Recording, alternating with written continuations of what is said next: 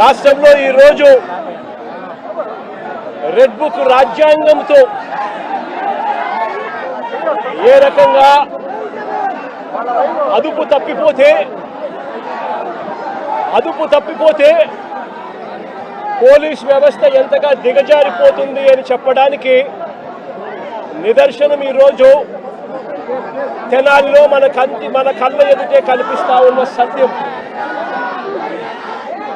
ఈరోజు నిజంగా ఈ ఘటన చూస్తే ఎలాంటి దారుణమైన పరిస్థితులు కనిపిస్తాయి అని అంటే, ఈరోజు రాష్ట్రంలో జరుగుతా ఉన్న అనేక సంఘటనలు ఒకసారి గమనించినట్లయితే ఆ ప్రతి సంఘటన కూడా ఏ రకంగా చంద్రబాబు నాయుడు గారు ఆయన పార్టీ రెడ్ బుక్ రాజ్యాంగం తీసుకొని వచ్చి పోలీసు వ్యవస్థను దుర్వినియోగం చేస్తూ తనకు వ్యతిరేకంగా ఏ గొంతు వినిపించినా కూడా ఆ గొంతును అణగదొక్కే కార్యక్రమంలో భాగంగా ఏ రకంగా చంద్రబాబు నాయుడు గారు దగ్గరుండి వైఎస్ఆర్సీపీకి సంబంధించిన మాజీ మంత్రుల మీద, మాజీ ఎమ్మెల్యేల మీద, నాయకుల మీద, కార్యకర్తల మీద, సోషల్ మీడియా కార్యకర్తల మీద ఏ రకంగా తప్పుడు కేసులు పెడతా ఉన్నాడు, ఏ రకంగా తప్పుడు సాక్ష్యాలు సృష్టిస్తూ ఉన్నాడు, ఏ రకంగా వాళ్ళని జైళ్ళల్లో పెడతా ఉన్నారు, ఏ రకంగా చట్టాన్ని చేతిలోకి తీసుకోవడం ఒక పరిపాటిగా మారిపోయింది అనడానికి ఈరోజు రాష్ట్రంలో జరుగుతూ ఉన్న రెడ్ బుక్ రాజ్యాంగం మన కళ్ళ ఎదుటే కనిపిస్తూ ఉన్న సత్యం. ఆ రకంగా రెడ్ బుక్ రాజ్యాంగాన్ని ఉపయోగపెడుతూ అదుపు తప్పిపోతే పోలీస్ వ్యవస్థ, ఆ పోలీస్ వ్యవస్థ ఎలాంటి వికృత రూపం దాలుస్తుంది అని చెప్పడానికి నిదర్శనం ఈరోజు తెనాలిలో జరిగిన ఘటన.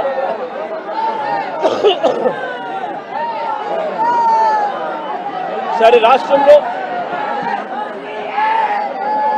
ఇంత భయానక పరిస్థితుల మధ్య తెనాలిలో అసలు ఏం జరిగింది, తెనాలి ఘటన ఎందుకింత అన్యాయమైన ఘటన అని చెప్పి ఒకసారి లోతుల్లోకి అందరం కలిసికట్టుగా పోదాం.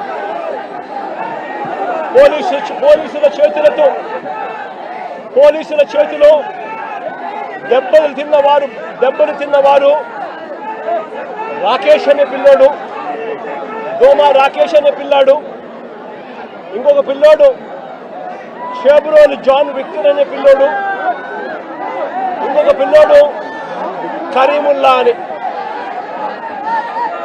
దళితులు, మైనారిటీ వర్గానికి చెందిన వ్యక్తి ఇంకొక పిల్లాడు. అంటే అణగారిన వర్గాలు, అంటే సామాజికంగా ఆర్థికంగా వెనకబడిన వర్గాలు. ఒకసారి ఈ ఘటన ఎలా జరిగింది అనేది ఒకసారి గమనించండి. రాకేష్ అనే పిల్లోడు అసలు తెనాలిలో కూడా ఇక్కడ ఉండడు. తాను జొమాటో అనే కంపెనీలో ఉద్యోగస్తుడు. హైదరాబాద్లో తాను పనిచేస్తూ ఉన్నాడు. హైదరాబాద్లో పనిచేస్తూ ఉన్న ఈ రాకేష్ అనే పిల్లాడు, జొమాటో అనే కంపెనీలో పనిచేస్తూ ఉన్న ఈ రాకేష్ అనే పిల్లోడు తనకు ఏదో పాత కేసుకు సంబంధించి, వీళ్ళంతా యంగ్స్టర్స్, చిన్ననాటి సమయంలో వీళ్ళకి ఏదో పాత గొడవలు, పాత ఏదో గొడవల నేపథ్యంలో ఉన్న కేసుల మధ్య ఈ పిల్లాడికి సంబంధించిన ఒక పాత కేసులో వాయిదా కోసం మాత్రమే ఈ పిల్లాడు తెనాలికి వచ్చినాడు. కానీ ఈ పిల్లోడు ఇక్కడ పనిచేయడంలా, ఈ పిల్లోడు ఇక్కడ ఉండడంలా, హైదరాబాద్లో పనిచేస్తూ ఉన్నాడు జొమాటో అనే కంపెనీలో. ఈ పిల్లాడిని చూడడానికి ఈ పిల్లాడి ఫ్రెండ్స్ వచ్చారు. ఈ పిల్లాడు కూడా పాలిటెక్నిక్ మెకానికల్ చదివిన పిల్లాడు. ఈ పిల్లాడిని చూడడానికి ఈ పిల్లాడి ఫ్రెండ్స్ మంగళగిరి నుంచి వచ్చినారు. వాళ్ళు కూడా ఇక్కడ ఉండరు. మంగళగిరి నుంచి వచ్చిన పిల్లాడు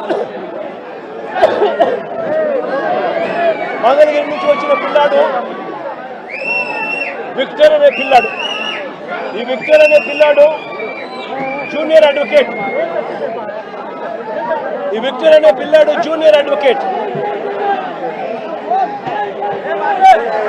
ఈ జాన్ విక్టర్ అనే పిల్లాడు జూనియర్ అడ్వకేట్. ఈ పిల్లాడు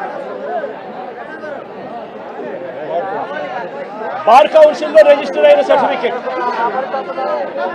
జూనియర్ అడ్వకేట్ గా ప్రాక్టీస్ చేస్తా ఉన్న ఈ పిల్లాడు చూడడానికి ఈ పిల్లాడు వచ్చాడు. ఈ పిల్లాడితో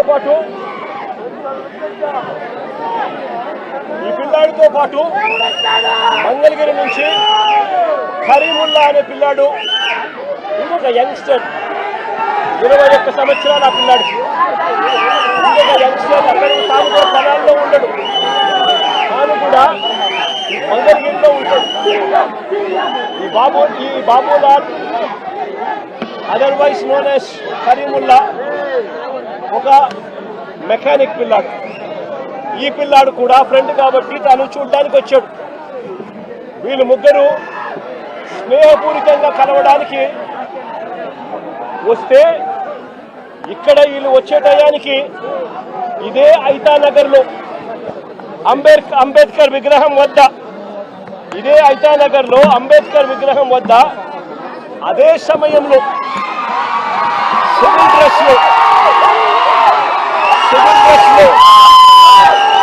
ఉన్న తాను కానిస్టేబుల్ అన్న సంగతి కూడా ఎవరికి తెలియదు. తాను సివిల్ డ్రెస్ లో తాను ఉన్నాడు.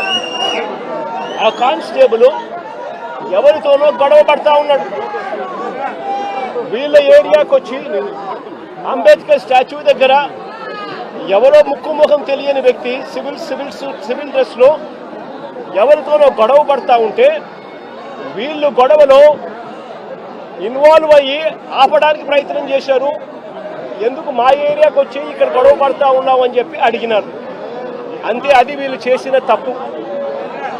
జాన్ విక్టర్కి సంబంధించిన బైక్ కీసు లాక్కునే కార్యక్రమం చేశాడు ఆ కానిస్టేబుల్. ఆ సివిల్ డ్రెస్ లో ఉన్న కానిస్టేబుల్ అని కూడా ఎవరికి తెలియదు. జాన్ విక్టర్కి సంబంధించిన ఫోను లాక్కునే కార్యక్రమం చేశాడు. మా ఎందుకు తీసుకుంటున్నాడు అని చెప్పి వీళ్ళు బైక్ కీసు, వారికి సంబంధించిన ఫోను వాళ్ళు వెనక్కి తీసుకున్నారు. అందరితో ఆగిపోయింది. ఎవరి దారి కొద్దీ వాళ్ళు వెళ్ళిపోయారు. జాన్ విక్టర్ మళ్ళీ మంగళగిరి వెళ్ళిపోయాడు. బాబులాల్తో అదే మన కరీముల్లాతో పాటు కలిసి అదే మాదిరిగానే రాకేష్ తన ఇంటికి వెళ్ళిపోయాడు.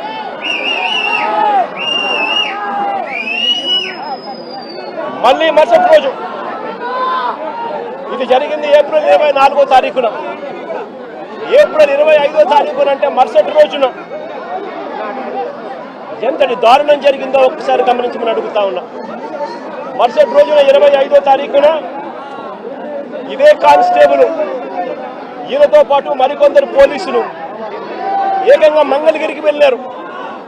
మంగళగిరికి వెళ్ళి విక్టర్ను అంటే జూనియర్ అడ్వకేట్ను, అదే మాదిరిగా కరీముల్లాను, వీళ్ళిద్దరిని కొట్టుకుంటూ తీసుకొచ్చారు. వెహికల్లో కొట్టుకుంటూ తీసుకొచ్చి ఆ రోజు రాత్రి తెనాలి టూ టౌన్ పోలీస్ స్టేషన్లో రాత్రి అంతా కూడా వీళ్ళను కొట్టారు. అంటే 25వ తారీఖున రాత్రి అంతా కూడా వీళ్ళని కొట్టారు. కొట్టిన తర్వాత ఏప్రిల్ 26వ తారీఖున అంటే మరుసటి రోజు 24న ఘటన జరిగింది. 25న తీసుకొచ్చారు. 25న స్టేషన్లో వేసి కొట్టారు. 26వ తారీఖున స్టేషన్కు దగ్గరలోనే ఉన్న ఐతానగర్ రోడ్డు మీదకు తీసుకెళ్లి రోడ్డు మీద మళ్ళీ కొట్టారు. రోడ్డు మీద ఈ పిల్లల్ని మళ్ళీ తీసుకొని పోయి షేమింగ్ చేస్తూ అంటే వీళ్ళ పరువు ప్రతిష్టలతో ఆడుకుంటూ వీళ్ళను రోడ్డు మీదకి తీసుకొని వచ్చి కొట్టడం జరిగింది. ఇదే ఘటన తెనాలి టూ టౌన్ సిఐతో పాటు పక్కనే ఉన్న మరో పోలీస్ స్టేషన్ సిఐ కూడా వీళ్ళను కొట్టిన వారిలో వీళ్ళిద్దరూ ఉన్నారు. దీనికి సంబంధించి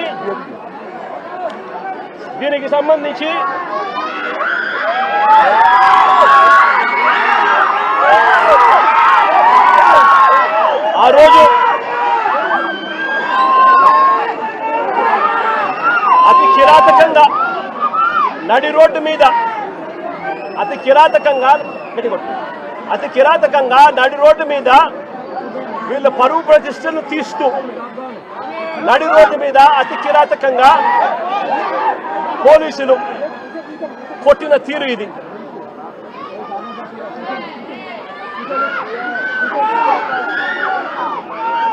కాళ్ళకు తగిన బొబ్బలు కాళ్ళ మీద కొడితే కాళ్ళకు తగిలిన బొబ్బలు చూడండి ఎంత దారుణంగా ఉన్నాయో. ఇది జరిగిన తర్వాత మళ్ళీ స్టేషన్కి తీసుకెళ్లి మళ్ళీ 27వ తారీఖున అంటే మరుసటి రోజు మళ్ళీ ఐతానగర్ లింగారం సెంటర్లో అంటే ఇంకొక రోడ్ సెంటర్లోకి మళ్ళీ 2వ రోడ్ సెంటర్లోకి మళ్ళీ తీసుకెళ్లి పట్ట పగలే మళ్ళీ రోడ్డు మీద రెండోసారి కొట్టారు. రోడ్డు మీద మళ్ళీ రెండోసారి అతి కిరాతకంగా కొట్టారు. కొట్టడమే కాకుండా 3 రోజుల నుంచి వీళ్ళు స్టేషన్లోనే ఉంటారు, వీళ్ళ పోలీసులు అదుపులోనే ఉంటారు. 25వ తారీఖున తీసుకొచ్చారు, 26వ తారీఖున వాళ్ళ దగ్గరే పెట్టుకున్నారు, 26వ తారీఖున రోడ్డు మీద కొట్టారు, రాత్రంతా వాళ్ళ దగ్గరే పెట్టుకున్నారు, 27వ తారీఖున మళ్ళీ ఇంకో రోడ్డు దగ్గరికి తీసుకొచ్చారు. అంటే 3 రోజులు వాళ్ళ అధీనంలోనే ఉన్నప్పుడు వీళ్ళు నడు రోడ్డు మీదకు తీసుకొచ్చి విక్టర్ జోబీలో అంటే జూనియర్ అడ్వకేట్ జోబీలో ఒక కత్తి వీళ్ళే పెట్టి ఇద్దరు విఆర్ఓలను అక్కడికి పిలిచి మారణాయుధం విక్టర్ జోబీలో ఉన్నట్టుగా పంచనామా రాసుకున్నారు. నేను అడుగుతా ఉన్నా, 3 రోజులు మీరు స్టేషన్లో పెట్టుకున్నారు, 25, 26 మీ దగ్గరే పెట్టుకున్న వ్యక్తిని 27వ తారీఖున రోడ్డు మీదకి మళ్ళీ 2వ సెంటర్లోకి తీసుకొని వచ్చి అక్కడ విక్టర్ జోబీలో కత్తి ఉంది అని చెప్పి విఆర్ఓలను అక్కడికి పిలిపించి విక్టర్ జోబీలో నుంచి కత్తి తీయించి విక్టర్ దగ్గర మారణాయుధం ఉందని పంచనామా రాయించినారు. మరుసటి రోజు అంటే అక్కడ కూడా కొట్టడం జరిగింది. ఆ తర్వాత మరుసటి రోజు అంటే ఏప్రిల్ 28వ తారీఖున కోర్టులో హాజరుపరిచారు. కోర్టులో వీళ్ళు హాజరుపరచడానికి మునుపు వీళ్ళు డాక్టర్ దగ్గరికి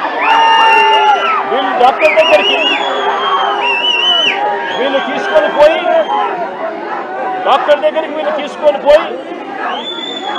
డాక్టర్ దగ్గర వీళ్ళు ఇంత దారుణంగా దెబ్బలు తగిన వ్యక్తులు ఇంత దారుణంగా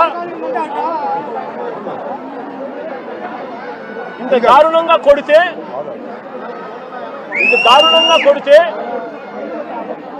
పాదాలు ఇంత దారుణంగా దెబ్బతింటే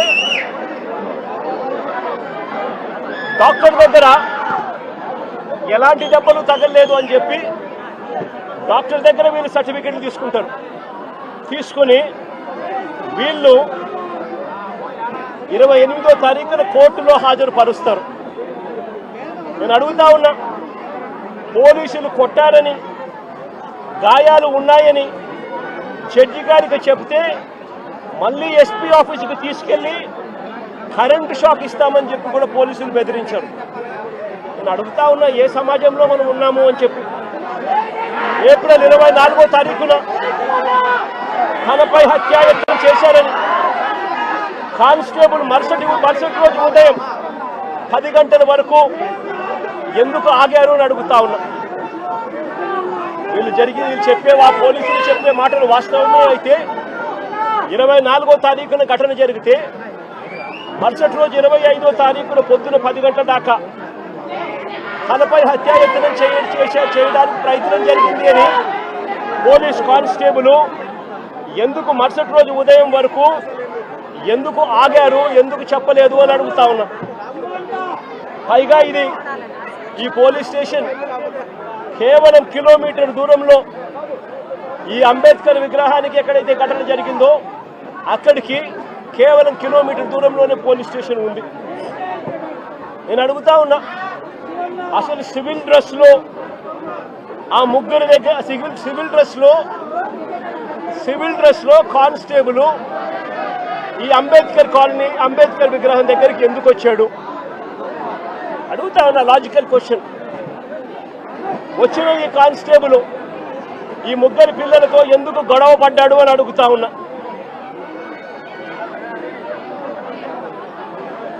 ఏప్రిల్ 25వ తారీఖున ఉదయం వీరిని అదుపులోకి తీసుకున్న పోలీసులు, ఏప్రిల్ 25వ తారీఖున మంగళగిరికి వెళ్ళి వీళ్ళని అదుపులోకి తీసుకున్న పోలీసులు ఎందుకు 24 గంటల్లో కోర్టుకు హాజరుపరచలేదని అడుగుతా ఉన్నా. ఎవరినైనా అరెస్ట్ చేస్తే 24 గంటల్లో కోర్టు ముందర హాజరుపరచాలి అని చట్టం చెప్తా ఉన్నప్పుడు ఎందుకు 24 గంటల్లో హాజరుపరచలేదు అని చెప్పి ఇదే పోలీసులను గట్టిగా నిలదీస్తూ అడుగుతా ఉన్నా. ఇది చట్టాన్ని ఉల్లంఘించినట్టు కాదా అని అడుగుతా ఉన్నా. ఈ కేసు టూ టౌన్ పోలీసులు హ్యాండిల్ చేస్తా ఉన్నప్పుడు, ఈ కేసును టూ టౌన్ పోలీసులు హ్యాండిల్ చేస్తా ఉన్నప్పుడు పక్క స్టేషన్లో ఉన్న ఇంకో సిఐకి ఈ కేసుతో ఏం సంబంధము అని అడుగుతా ఉన్నా. ఎందుకు పక్క స్టేషన్లో ఉన్న ఇంకో సిఐ కూడా ఇలా వచ్చి కొట్టే కార్యక్రమంలో ఎందుకు పాలు పంచుకున్నాడు అని అడుగుతా ఉన్నా.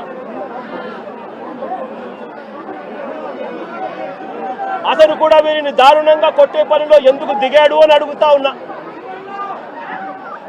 కోర్టు కన్నా ముందు, కోర్టుకు ప్రవేశపెట్టే ముందు వీరిని హాస్పిటల్కు ఎందుకు తీసుకెళ్లారు అని అడుగుతా ఉన్నా. కోర్టుకు ప్రవేశపెట్టే ముందు వీరిని హాస్పిటల్కు ఎందుకు తీసుకొని పోవాల్సి వచ్చింది అని అడుగుతా ఉన్నా. కోర్టుకు పరిచయం ముందు ప్రభుత్వ హాస్పిటల్కు ఈ ముగ్గురిని తీసుకెళ్లినప్పుడు తనను పోలీసులు కొట్టారని, గాయాలు కూడా ఉన్నాయని వీళ్ళు పదే పదే ఆ గాయాలను చూపుతూ డాక్టర్లను అడిగితే అక్కడి డాక్టర్లు ఎందుకు నోట్ చెయ్యలేదు అని అడుగుతా ఉన్నా. ఇంతటి దారుణంగా కొట్టినప్పటికీ, ఇంతటి దారుణంగా గాయాలు కనిపిస్తా ఉన్నప్పటికీ ఎందుకు డాక్టర్లు దాన్ని నోట్ చేయలేదు అని అడుగుతా ఉన్నా. అంటే కేవలం మెడికో లీగల్ కేసు అవుతుంది అని, కేవలం మెడికో లీగల్ కేసు అవుతుంది అని, మెడికో లీగల్ కేసు కాకుండా పోలీసులు డాక్టర్ను కూడా ఈధర్ బెదిరించాలి లేదా డాక్టర్ కూడా ప్రలోభాలకు లోనయ్యన్నా ఉండాలి. ఏప్రిల్ 26వ తారీఖున నడి రోడ్డుపై ఈ ముగ్గురిని వీళ్ళు ఇలా కొడుతూ ఉంటే నెల రోజుల తర్వాత ఈ వీడియో బయటకు వచ్చింది. రికార్డు చేసింది కూడా పోలీసులే. ఈ వీడియో రికార్డు చేసింది కూడా పోలీసులే. పోలీసులకు జరుగుతా ఉన్న అన్యాయాల మధ్య పోలీసుల్లో కూడా కొంతమంది జరుగుతా ఉన్న అన్యాయాన్ని జీర్ణించుకునే పరిస్థితి లేక పోలీసులు కూడా, మంచివారైన పోలీసులు ఈ వీడియోను విడుదల చేయడం జరిగింది. నేను అడుగుతా ఉన్నా, ఇంత జరిగినా కూడా ఒకవైపున చట్టాన్ని ఉల్లంఘించింది పోలీసులే, ఒకవైపున చట్టాన్ని అపహాస్యం చేసింది పోలీసులే, మరోవైపున పోలీసులే వీరిని అబాసుపాలు చేస్తూ, వీరి కుటుంబ గౌరవాన్ని మంట కలుపుతూ ఒకవైపున చేయకూడని పనులన్నీ పోలీసులు చేసి ఆ తర్వాత వీరి మీద ముద్ర వేస్తూ ఉన్నారు. వాళ్ళు చేసిన పనిని జస్టిఫై చేసుకునే దానికోసం ఈ పిల్లల మీద వీళ్ళు ముద్ర వేస్తూ ఉన్నారు. సంఘ విద్రోహ శక్తులుగా, నేరస్తులుగా గంజాయి బ్యాచ్గా రౌడీలుగా వీళ్ళ మీద బురద వేసే కార్యక్రమం చేస్తూ ఉన్నారు. నేను అడుగుతా ఉన్నాను ఒకటే, ఆ పాత కేసులకు దీనికి ఈ ఘటనకు ఏం సంబంధమో అని అడుగుతా ఉన్నా. వీరి మీద ఏదైనా గతంలో ఏదైనా కేసులు ఉండొచ్చేమో నాకు తెలియదు, కానీ ఆ పాత కేసులకు ఈ ఘటనకు ఏం సంబంధం అని అడుగుతా ఉన్నా. ఈ ఘటనలో జరిగింది ఏమిటి అని అడుగుతా ఉన్నా. ఈ జరిగిన ఘటన పాత కేసులకు ఏం సంబంధం అని అడుగుతా ఉన్నా. ఈ ఘటనలో ఏకంగా దౌర్జన్యంగా వాళ్ళ ఇళ్ళకి తీసుకొని పోయి వాళ్ళ ఇళ్లలో నుంచి వాళ్ళని లాక్కొని వచ్చి వాళ్ళని దారుణంగా కొట్టి రోడ్డు మీద కూడా కొట్టి షేమింగ్ చేసి వాళ్ళని ఇంత దారుణంగా చేస్తూ ఉన్నారు. నేను అడుగుతా ఉన్నాను ఒకటి, ఇలా వక్రీకరించి వ్యక్తిత్వ హరణం చేస్తూ తప్పును ఒప్పుగా చూపించే ప్రయత్నం చేస్తూ ఉన్నా ఇదే పోలీసులను అడుగుతా ఉన్నా, ఇక్కడే ఉన్న పోలీసులను అడుగుతా ఉన్నా. విక్టరు ఒక న్యాయవాది, జూనియర్ అడ్వకేట్ కాదా అని అడుగుతా ఉన్నా.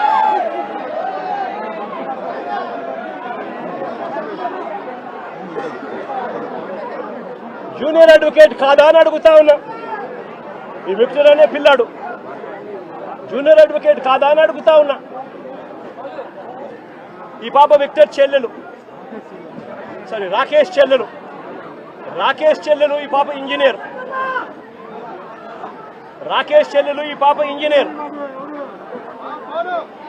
రాకేష్ కూడా పాలిటెక్నిక్ మెకానికల్ చదివినాడు. అంటే వీళ్ళ కుటుంబాలు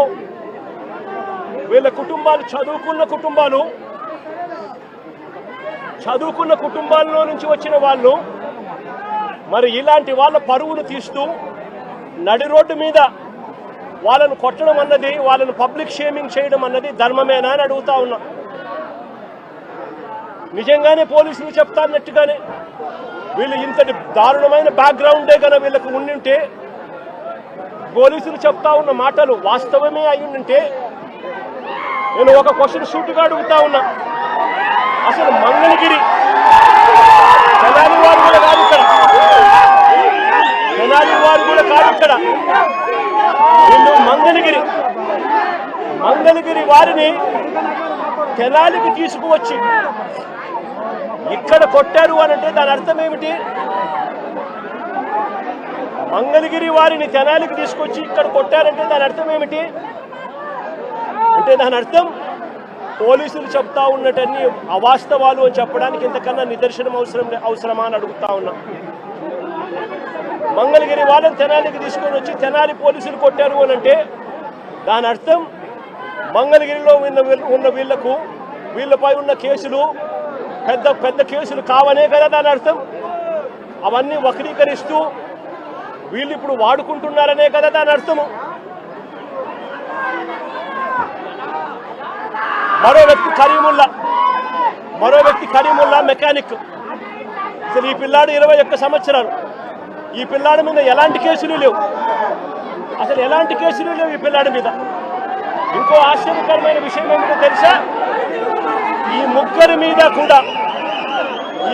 మీద కూడా అంటే రాకేష్ మీద, విక్టర్ మీద, కరీముల్లా మీద, ఈ ముగ్గురి మీద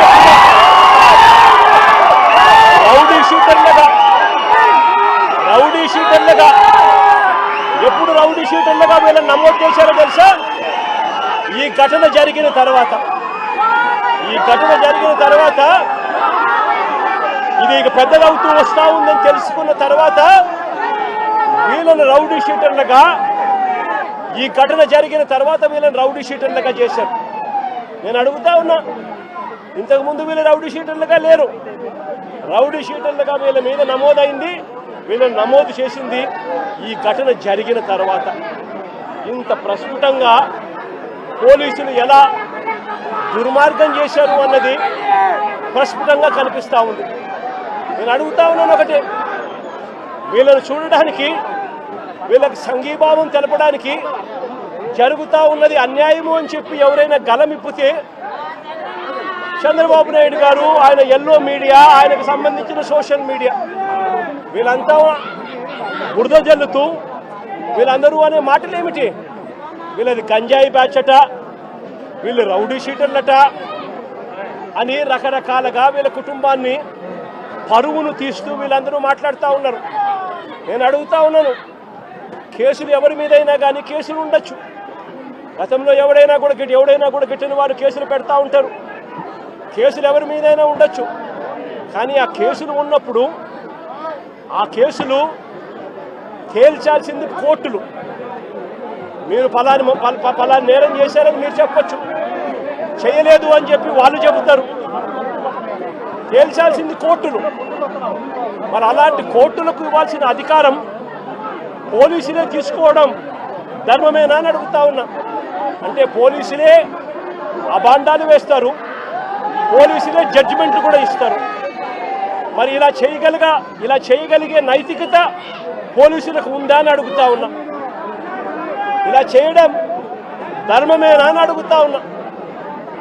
చంద్రబాబు నాయుడు గారి మీద ఇదే పోలీసులు చెప్పే లాజిక్కే, ఇదే సోషల్ మీడియాలో తెలుగుదేశం పార్టీకి సంబంధించిన వాళ్ళు దొంగ పోస్టులు పెడతా ఉన్న తీరునైతేనేమి, ఇదే ఈనాడు, ఆంధ్రజ్యోతి, TV5 లాంటి మీడియాలు ఎల్లో మీడియాలు నడుపుతా ఉన్న కథనాలు అయితేనేమి, వీళ్ళ మీద కేసులున్నాయని నేను అడుగుతా ఉన్నా.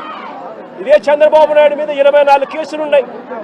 మరి చంద్రబాబు నాయుడు మీద 24 కేసులున్నాయని చెప్పి చంద్రబాబు నాయుడు గారిని నడి రోడ్డు మీదకి తీసుకొని వచ్చి తన్నడం ధర్మమే అవుతుందా అని అడుగుతా ఉన్నా. చంద్రబాబు నాయుడు మీద కూడా 24 కేసులున్నాయి. ఆయనను కూడా రోడ్డు మీదకి తీసుకొని వచ్చి తంతే ధర్మమేనా అది? ఇదే పోలీసులను అడుగుతా ఉన్నా. కేసులు ఉన్నాయి కదా అని చెప్పి, పాత కేసులు ఏదో ఉన్నాయని చెప్పి నువ్వు చేసిన పనికి జస్టిఫైబుల్ కారణం కాదది. కేసులు ఉంటే ఆ కేసులు తేల్చాల్సింది కోర్టులు. మీరు ఆరోపణ చేస్తారు, అది న్యాయం కాదు అని చెప్పి వాళ్ళ అవతల కోర్టుల్లో ఆర్గ్యూ చేస్తారు. జడ్జి కేసు వింటాడు, జడ్జి తీర్పునిస్తాడు. అంతేకాని పోలీసులు ఇలా కేసులు గతంలో ఉన్నాయి కదా అని చెప్పి తీసుకొని వచ్చి నడి రోడ్డు మీద వాళ్ళను నిల్చోబెట్టి వాళ్ళ కుటుంబ పరువును తీస్తూ వాళ్ళను షేమింగ్ చేసే కార్యక్రమం పోలీసులకు లేనే లేదు. ఈ మధ్యకాలంలో జరిగిన అనేక ఘటనలు, రాకేష్ అనే పిల్లాడు, ఇది రాకేష్ అనే పిల్లాడికి సంబంధించిన కాలుకు సంబంధించిన ఎక్స్రే. అంటే నా పక్కనున్న పాప వాళ్ళ అన్న, నా పక్కనున్న పాప ఇంజనీర్, వాళ్ళ అన్న రాకేష్ పాలిటెక్నిక్ మెకానికల్. ఆ పిల్లాడికి సంబంధించిన కాలుకు సంబంధించిన ఎక్స్రే.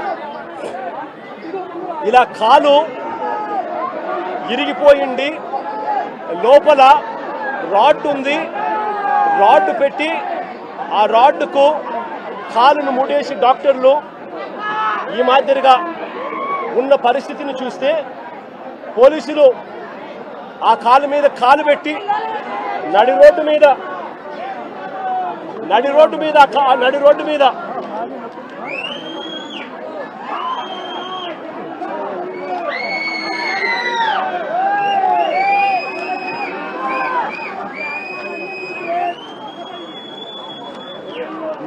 మీద ఆ పోలీసు కాలు తొక్కుతూ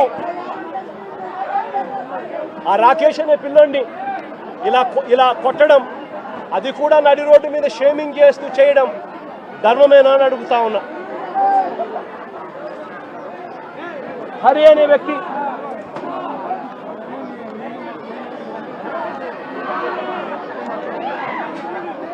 హరికృష్ణ అనే వ్యక్తి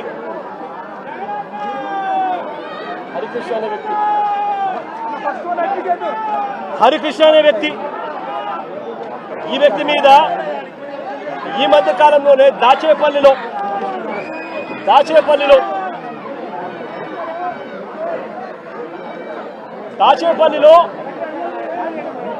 హరికృష్ణ అనే వ్యక్తిని తప్పుడు కేసు పెట్టి ఈ మధ్య కాలంలోనే దారుణంగా సిఐ క్వార్టర్స్ లో పడేస్తే, ఇంత దారుణంగా కొట్టి పడేస్తే వారి తల్లిదండ్రులు, గ్రామస్తులు వచ్చి ఆందోళన చేసి ఈ పిల్లాడిని రక్షించుకున్నారు. ఈ కేసులో కూడా ఎలాంటి గాయాలు జరగలేదని, ఎలాంటి గాయాలు ఆ పిల్లాడికి రాలేదని డాక్టర్లు దొంగ సర్టిఫికెట్ కూడా ఇప్పించుకున్నారు. ఆ పిల్లాడు ఈ రోజు కూడా నడవలేని పరిస్థితిలోనే ఆ పిల్లాడు ఉన్నాడు. రాజమండ్రిలో పులిసాగర్ అనే సోషల్ మీడియా యాక్టివిస్టు, రాజమండ్రిలో పులి వీరన్న అనే పులిసాగర్, రాజమండ్రిలో పులిసాగర్ అనే సోషల్ మీడియా యాక్టివిస్టు. ఈ పిల్లాడు కూడా దళితుడే. ఈ పిల్లాడిని కూడా ఇదే మాదిరిగానే పోలీస్ స్టేషన్లో అగ్ననగ్నంగా ఈ పిల్లాడిని రాత్రంతా పెట్టారు. రాత్రంతా చిత్రహింసలు పెట్టారు. పోలీసులా వీళ్ళు రాక్షసులని అడుగుతా ఉన్నాం. సోషల్ మీడియాలో ఈ పిల్లాడు క్వశ్చన్ చేసిన దానికి ఈ పిల్లాడి పరిస్థితి రాజమండ్రిలో ఇది. ఆడపిల్లలను కూడా చూడకుండా సుధారాణి అనే వైఎస్ఆర్సీపీకి సంబంధించిన యాక్టివిస్టు, కృష్ణవేణి అని వైఎస్ఆర్సీపీకి సంబంధించిన ఇంకొక మహిళా యాక్టివిస్టు, వీళ్ళిద్దరూ కూడా ఆడపిల్లలను కూడా చూడకుండా నెలలు రకరకాల పోలీస్ స్టేషన్లు వీళ్ళని తిప్పారు. రకరకాల పోలీస్ స్టేషన్లలో వీళ్ళ మీద కేసులు నమోదు చేస్తూ వీళ్ళను తిప్పుకుంటూ వచ్చారు. నేను అడుగుతా ఉన్నా, డెమోక్రసీలో మనం ఉన్నామా లేదా అన్నది ప్రజలందరూ కూడా ఆలోచన చేయాలని అడుగుతా ఉన్నా నేను అందరినీ కూడా. రాష్ట్ర వ్యాప్తంగా కూడా ఇలాంటి ఘటనలు జరుగుతూ ఉన్నాయి. పోలీసులు తెలుగుదేశం పార్టీకి సంబంధించిన రెడ్ బుక్ రాజ్యాంగాన్ని అమలు చేయడంలో నిమగ్నమై ఉన్నారు. మొట్టమొదటిసారిగా రాష్ట్రంలో ఈరోజు చూస్తూ ఉన్నాం. తెలుగుదేశం పార్టీ సాక్షాత్తు సిఐల్ని, సాక్షాత్తు డిఎస్పీల్ని, సాక్షాత్తు ఎస్ఐల్ని ఉపయోగించుకుంటూ పోలీసులను కలెక్షన్ ఏజెంట్లుగా వాడుకుంటా ఉన్నారు. ఎమ్మెల్యేలు వ్యాపారం చేస్తారు. మద్యం దగ్గర నుంచి, ఇసుక దగ్గర నుంచి, మట్టి దగ్గర నుంచి, నియోజకవర్గంలో జరుగుతూ ఉన్న ప్యాకాట క్లబ్బుల నుంచి అన్నింటిలోనూ కూడా ఎమ్మెల్యేలు దగ్గరుండి నడిపిస్తారు. పోలీసులు దగ్గరుండి వాళ్ళకు ప్రొటెక్షన్ ఇస్తారు. దగ్గరుండి పోలీసులు వాళ్ళ దగ్గర నుంచి మామూలు వసూలు చేస్తూ ఉన్నారు. మామూలు వసూలు చేసి పోలీసులు ఇంత, ఎమ్మెల్యేలు ఇంత, చంద్రబాబుకి ఇంత, లోకేష్కి ఇంత అని చెప్పి పంపకాలు జరుగుతూ ఉన్నాయి. రాష్ట్ర వ్యాప్తంగా ప్రతి నియోజకవర్గంలో ఇదే జరుగుతూ ఉన్నాయి. ప్రతి గ్రామంలోనూ బెల్ట్ షాపులు కనిపిస్తూ ఉన్నాయి. ప్రతి మందు షాప్ పక్కన పర్మిట్ రూములు లేకుండా ఇల్లీగల్ పర్మిట్ రూములు కనిపిస్తూ ఉన్నాయి. ప్రతి పర్మిట్ రూముకు డబ్బులు తీసుకుంటా ఉన్నారు. ప్రతి బెల్ట్ షాప్కు పోలీసులు డబ్బులు తీసుకుంటా ఉన్నారు. ఎమ్మెల్యేలకు డబ్బులు ఇస్తున్నారు. చంద్రబాబు నాయుడు గారికి ఇంత, లోకేష్కి ఇంత కలెక్షన్లు జరుగుతూ ఉన్నాయి. ఇసుక, ప్యాకాట, మట్టి, సిలికా, క్వాడ్స్, లాటరైటు ఏది వదలకోకుండా నియోజకవర్గంలో ప్రతిదీ కూడా వసూళ్లు కార్యక్రమం జరుగుతూ ఉన్నాయి. నేను అడుగుతా ఉన్నా, అసలు రాష్ట్రంలో ఇలాంటి పాలన జరిగేటప్పుడు పోలీసులను ఉపయోగించి యూనిఫామ్ తొడిగి వాళ్ళను దొంగల ముఠాలో భాగస్థులుగా చేసి వాళ్ళను వాడుకొని రెడ్ బుక్ రాజ్యాంగం నడుపుతా ఉన్న ఈ రాష్ట్రంలో లా అండ్ ఆర్డర్ అనేది ఉందా అని చెప్పి నేను గట్టిగా ప్రశ్నిస్తూ అడుగుతా ఉన్నా. నేను ఒకటే చెప్తా ఉన్నా, ఈరోజు ఈ పిల్లలకు జరిగిన అన్యాయం ఏదైతే ఉందో, నేను ఈ పిల్లల్ని వెనకేసుకొని రావడం లేదు. పిల్లలు అన్నాక వీళ్ళు వయసులో ఉన్నప్పుడు ఏదేదో కేసులు పడిండొచ్చు, గొడవలు జరిగిండొచ్చు, కేసులు పడిండొచ్చు, కేసులు ఉండిండొచ్చు. ఆ కేసుల్లో ఎవరిది న్యాయము, ఎవరిది ధర్మము అని చెప్పి నాకు తెలియదు. నేను దాన్ని వెనకేసుకొని రావడం లేదు. కానీ ఒక పద్ధతి అనేది ఒకటి ఉంది అనేది మాత్రం ఖచ్చితంగా చెప్తా ఉన్నా. ఆరోపణలు చేసే వ్యక్తులే జడ్జిల కింద మారిపోకూడదు అని మాత్రం గట్టిగా చెప్తా ఉన్నా. ఆరోపణలు చేయడం మీద ఆరోపణలు మీరు చేసినప్పుడు జడ్జిలుగా ఉన్న కోర్టులు ఇరువైపులా వాదనలు విన్న తర్వాత ఎవరిది అన్యాయము, ఎవరిది న్యాయము అని చెప్పి వాళ్ళు కోర్టుల్లో తీర్పులు ఇస్తారు. ఆ తీర్పు ఇచ్చేదాకా కేసులున్న ప్రతి ఒక్కరూ ముద్దాయి అయిపోడు అన్నది మాత్రం ఖచ్చితంగా గట్టిగా చెప్తా ఉన్నా.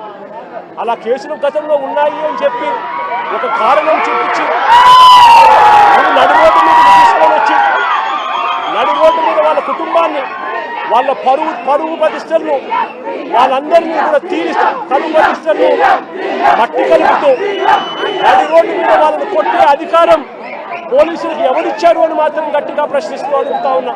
ఇప్పుడు ఈ పాప పెళ్లి కావాల్సిన పాప, ఈ పాప ఇంజనీర్, ఇదే కుటుంబంలో ఉంది. వీళ్ళ కుటుంబానికి సంబంధించిన పరువు ఎవరు తీసుకొని ఇస్తారు అని చెప్పి నేను అడుగుతా ఉన్నా. ఈ రకంగా వీళ్ళ కుటుంబాలతో ఆడుకోవడం ధర్మమేనా అని మాత్రం ఖచ్చితంగా అడుగుతా ఉన్నాం. రాకేష్ చెల్లెలు engineer, Victor junior advocate, Victor చెల్లెలు కూడా ఇంజనీర్, విక్టర్ వాళ్ళ నాన్న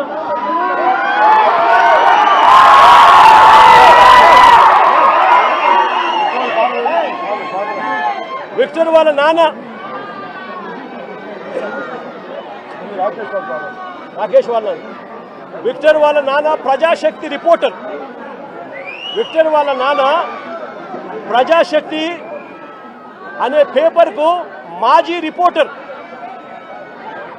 అంటే ఒక మాజీ రిపోర్టర్ కొడుకు పరిస్థితి ఇది, ఒక మాజీ రిపోర్టర్ కొడుకు పరిస్థితి ఇది. రాకేష్ అనే పిల్లోడు అసలు ఇక్కడ లేడు, హైదరాబాద్లో ఉద్యోగం చేసుకుంటా ఉన్నాడు, జొమాటో అనే కంపెనీలో ఉద్యోగం చేసుకుంటా ఉన్నాడు. ఆ పిల్లాడు ఇక్కడికి వచ్చినప్పుడు జరిగిన ఘటనలో ఆ పిల్లాడిని బ్రాండింగ్ చేసి ఆ పిల్లాడి కుటుంబాన్ని పరువును కూడా తీస్తూ ఉన్నారు. ధర్మమేనా అన్నది ప్రతి ఒక్కరూ కూడా ఆలోచన చేయమని కోరుతా ఉన్నాం.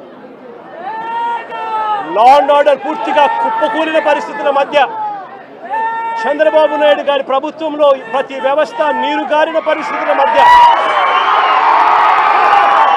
స్కూళ్లు దిగజారిపోయాయి. పిల్లలకు ఇవ్వాల్సిన ఫీజు రీయింబర్స్మెంట్ బకాయిలు ఇవ్వడం లేదు. సంవత్సరం దాటిపోయింది, స్కూళ్లు పట్టించుకోవడం లేదు. విద్యారంగం పూర్తిగా నాశనం అయిపోయింది. వైద్య రంగం పూర్తిగా దివాలా తీసింది. నెట్వర్క్ హాస్పిటల్కు నెలకు 300 కోట్ల రూపాయలు ఖర్చు అవుతుంది. 12 నెలలు అయిపోయింది. 12 నెలల నుండి 3,600 కోట్ల రూపాయలు పైచిలకు వాళ్ళకి బకాయిలు ఉన్నారు. ఏ పేదవాడు నెట్వర్క్ హాస్పిటల్లో ఆరోగ్యశ్రీ సేవలు ఉచితంగా అందుకునే పరిస్థితిలో లేడు. మరోవైపు వ్యవసాయం దిగజారిపోయింది. ఏ పంటకు గిట్టుబాటు ధరలు రాని పరిస్థితి. రైతులకు పెట్టుబడి సహాయం లేదు, రైతులకు ఉచిత పంటల బీమా లేదు. ఈ క్రాప్ నాశనం అయిపోయింది. ఆర్బీకేలు నిర్వీర్యమైపోయినాయి. సమయానికే ఇవ్వాల్సిన ఇన్పుట్ సబ్సిడీలు రాని పరిస్థితి. ఇంత దారుణంగా రైతు పరిస్థితి ఉన్నారు. మరోవైపున లా అండ్ ఆర్డర్ పూర్తిగా గాలికెగిరిపోయిన పరిస్థితులు. వీటి అన్నిటి మధ్య మా ప్రభుత్వం గతంలో అమలు చేస్తా ఉన్న పథకాలన్నీ రద్దు చేశారు. మరోవైపున వీళ్ళు చేస్తాము అని మాట ఇచ్చిన సూపర్ 6లు, సూపర్ 7లు గాలి కొదిలేశారు. 143 హామీలు మేనిఫెస్టోలో ఏదైతే చెప్పారో వాటిని పట్టించుకున్న పాపాన పోలేదు వీళ్ళంతా. అందుకనే ఇలాంటి పాలనకు వ్యతిరేకంగా రేపు రాష్ట్ర వ్యాప్తంగా కూడా వెన్నుపోటు దినంగా ప్రకటించి రాష్ట్ర వ్యాప్తంగా ప్రతి నియోజకవర్గంలోనూ ఈ ప్రభుత్వానికి వ్యతిరేకంగా రాష్ట్ర ప్రజలందరినీ కూడా గలం విప్పమని చెప్పి పిలుపునిస్తా ఉన్నాను. మరొక్కసారి వీళ్ళందరికీ కూడా ప్రతి ఒక్కరిని కూడా నేను ఒకటి విజ్ఞప్తి చేస్తా ఉన్నా, ఇలాంటి ప్రభుత్వం కొనసాగడం ఏ ఒక్కరికి కూడా మంచిది కాదు. ఇలాంటి ప్రభుత్వం ఎంత త్వరగా ఈ ప్రభుత్వాన్ని సాగనంపితే ప్రజలు అంత సస్యశ్యామలంగా బతికే పరిస్థితి ఉంటుంది అని చెప్పి ప్రతి ఒక్కరూ కూడా కలిసి రావాలి అని చెప్పి కోరుతూ సెలవు తీసుకుంటారు.